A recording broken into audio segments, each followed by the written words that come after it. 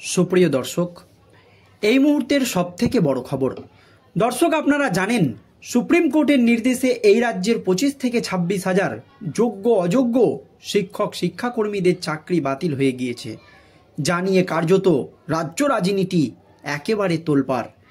এই আবহে রাজ্যের শিক্ষা ব্যবস্থা একেবারে তলানিতে এসে ঠেকেছে। রাজ্যের শিক্ষা ব্যবস্থা ভেঙে পড়েছে, কারণ একসাথে 26,000 শিক্ষক এবং শিক্ষাকর্মীর চাকরি বাতিল হয়ে গিয়েছে। এই আবহে যোগ্য শিক্ষক এবং শিক্ষাকর্মীদের দাবি যে কেন অযোগ্য শিক্ষক এবং শিক্ষাকর্মীদের জন্য তাদেরকে এর ফল ভোগ করতে হবে। এর পরপরই রাজ্য যোগ্য শিক্ষক এবং শিক্ষাকর্মীদের চাকরি বাঁচাতে সুপ্রিম কোর্টের দ্বারস্থ হয়েছিল।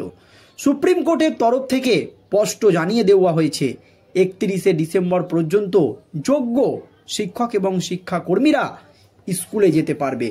এই আবহে যোগ্য শিক্ষক এবং শিক্ষাকর্মীদের দাবি এসএসসি যত দ্রুত সম্ভব যোগ্য এবং অযোগ্যদের তালিকা প্রকাশ করুক। যদিও রাজ্যের শিক্ষামন্ত্রী ব্রাত্য বসুর তরফে জানানো হয়েছিল যে খুব দ্রুতই যোগ্য এবং অযোগ্যদের তালিকা প্রকাশ করা হবে, কিন্তু পরে 180 ডিগ্রি পাল্টি মেরে রাজ্যের শিক্ষামন্ত্রী ব্রাত্য বসু জানিয়ে দেয় কোনো রকম যোগ্য এবং অযোগ্যদের তালিকা এখনই প্রকাশ করা হবে না। এই আবহে শিক্ষামন্ত্রীর তরফ থেকে নিজের অবস্থান স্পষ্ট করে জানিয়ে দেওয়া হয়েছে যে আপনারা সকলেই কাজে যোগ দিন, স্কুলে যান, বাকিটা আমরা দেখে নিচ্ছি।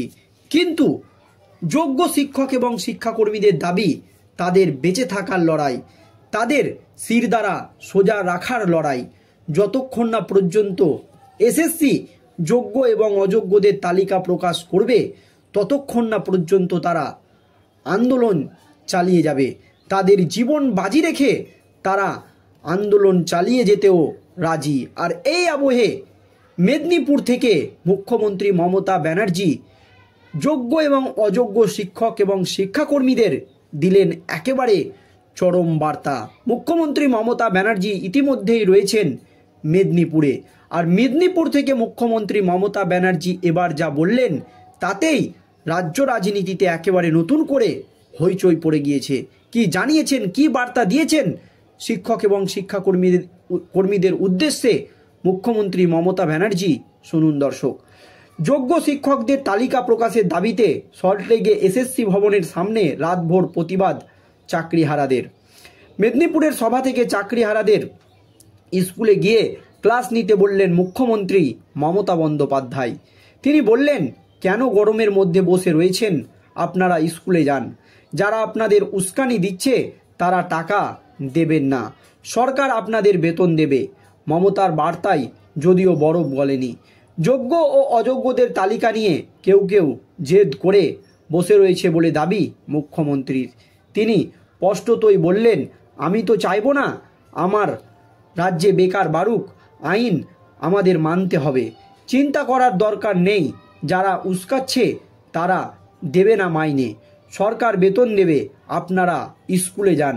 বেতন নিয়ে ভাবতে হবে না, আইনজীবীদের সঙ্গে পরামর্শ করতে দিন আমাদের, এমনই দাবি মুখ্যমন্ত্রী মমতা ব্যানার্জির। চাকরি প্রার্থীদের উদ্দেশ্যে মুখ্যমন্ত্রী মমতা ব্যানার্জির বার্তা, যোগ্য অযোগ্য আপনাদের দেখার প্রয়োজন নেই, ওটা দেখার জন্য রাজ্য সরকার আছে। চাকরি করবেন, মাইনে পাচ্ছেন কিনা সেটা আপনাদের দেখার দরকার, বাকিটা আমাদের ওপর ছেড়ে দিন। কেউ কেউ রিজিড আছে, বলছে তালিকা প্রকাশ করতে হবে। আমি কলকাতায় থাকলে 1 সেকেন্ডে এই সমস্যা মিটিয়ে দিতে পারতাম।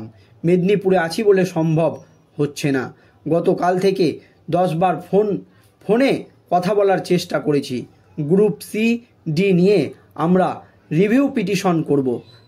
চাকরি বাতিল ইস্যুতে বিরোধীদের নিশানা করে মুখ্যমন্ত্রী মমতা ব্যানার্জি বলেন, নতুন করে মামলা করেছে, 32,000 প্রাথমিকের চাকরি বাতিল করেছে। এরা কারা? উত্তরপ্রদেশে বিজেপি সরকারেরও 69,000 চাকরি গিয়েছে, কেউ ফিরে পাননি। বিজেপি শাসিত ত্রিপুরায় চাকরিহারাদের মাথায় লাঠি পড়েছে। আমরা তো বলেছি চাকরি ফিরিয়ে দেব, যে যেখানে চাকরি করতেন সেখানেই ফিরে যান, এমনই বার্তা মুখ্যমন্ত্রী মমতা ব্যানার্জির। মমতা ব্যানার্জি আরও বলেন, সুপ্রিম কোর্ট টাকা বন্ধ করে দিয়েছিল, চাকরি বন্ধ করে দিয়েছিল, আমরা তো রিভিউ পিটিশন করে লড়াই করছি, বেতন পাবেন শিক্ষকরা, এর জন্য দাঙ্গা প্ররোচনা করার কোনো প্রয়োজন নেই। গ্রুপ সি ডি নিয়ে আমরা রিভিউ পিটিশন করব, আমাদের ওপর আপনারা ভরসা রাখুন। মেদিনীপুরের সভা থেকে শিক্ষক এবং শিক্ষাকর্মীদের এই বার্তা দিয়েছেন মুখ্যমন্ত্রী মমতা ব্যানার্জি। তিনি আরও বলেন, মমতার বার্তা শুনে কার্যত স্তম্ভিত এসএসসি ভবনের সামনে বিনদ্র রাত এ আন্দোলনরত চাকরিহারা শিক্ষকরা। তাদের একটাই দাবি, অযোগ্যদের সঙ্গে কিভাবে স্কুলে যাব, কিভাবে টিচার্স রুম শেয়ার করব, আমরা কেন যোগ্য অযোগ্য ভাবব না? সরকারের জন্যই আমরা রাস্তায়, প্রাতিষ্ঠানিক দুর্নীতির জন্যই আজ আমাদের এই হাল হয়েছে। বেতন পাওয়া মূল কথা নয়, যোগ্য অযোগ্য আলাদা না করলে কি করে হবে? মৌখিক আশ্বাস নয়, আমরা স্থায়ী সমাধান চাই, এমনই দাবি যোগ্য শিক্ষক এবং শিক্ষাকর্মীদের। কিন্তু মুখ্যমন্ত্রী মমতা ব্যানার্জি নিজের অবস্থান স্পষ্ট করে বলছেন, আপনাদের ভয়ের কোনো কারণ নেই, কোনো রকম প্ররোচনায় আপনারা পা দেবেন না। যারা আপনাদেরকে উস্কাচ্ছে তারা আপনাদের বেতন দেবে না, আমরা বেতন দেব। যোগ্য এবং অযোগ্য দেখার আপনাদের কোনো প্রয়োজন নেই। 26,000 শিক্ষক এবং শিক্ষাকর্মীদের এই বার্তা মেদিনীপুরের সভা থেকে দিয়েছেন খোদ মুখ্যমন্ত্রী মমতা ব্যানার্জি। কিন্তু যোগ্য শিক্ষক এবং শিক্ষাকর্মীদের দাবি যে মুখ্যমন্ত্রী মমতা ব্যানার্জির এই ভাষণ শুনে তারা একেবারেই স্তম্ভিত এবং আতঙ্কিত। কারণ এসএসসি ভবনের সামনে বিনিদ্র রাত আন্দোলন চাকরিহারা শিক্ষকরা বলছে, তারা দাবি করছে, অযোগ্যদের সঙ্গে কিভাবে আমরা স্কুলে যাব, কিভাবে টিচার্স রুম শেয়ার করব, আমরা কেন যোগ্য অযোগ্য ভাবব না? সরকার কেন এই ধরনের দুর্নীতি করলো?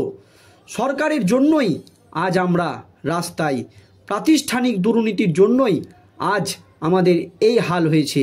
আমাদের চাকরি অনিশ্চয়তার মধ্যে পড়েছে। বেতন পাওয়াটা মূল কথা নয়, বেতন পাওয়াটা বড় কথা নয়, এটা আমাদের আত্মসম্মানের লড়াই।